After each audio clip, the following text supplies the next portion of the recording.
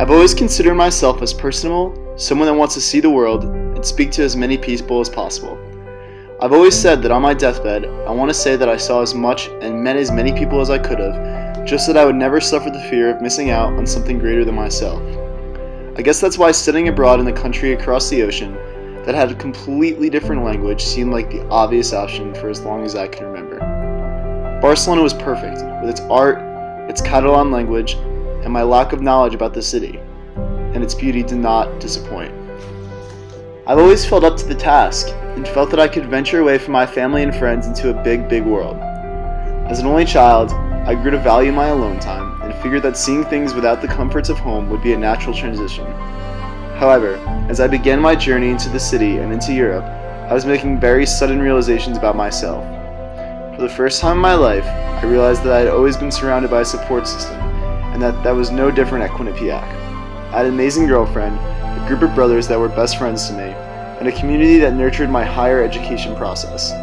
But now, as I found myself as an individual in a vast global network, I was beginning to see how small my story was, how many stories were out there, and how many chapters were yet to be filled. While I was adjusting to this complete paradigm switch, I was encountered with an adversity that I had never encountered before.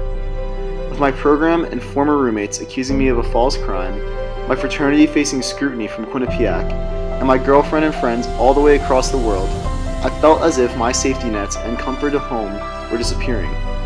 I've always considered myself as independent, but now my convictions were being challenged in ways I hadn't expected. However, in this moment of sink or swim, the city and my love of exploration saved my spirits. I resolved to venture out into Barcelona and Europe to discover new comforts. I spoke to locals, built relationships with the community, saw incredible sights, and learned the power of independence. I knew that my old life was changing, and with the help of the city, I was okay with it. Instead of confining myself to my own community, I was stepping out into my own in a much larger and much more enlightening one.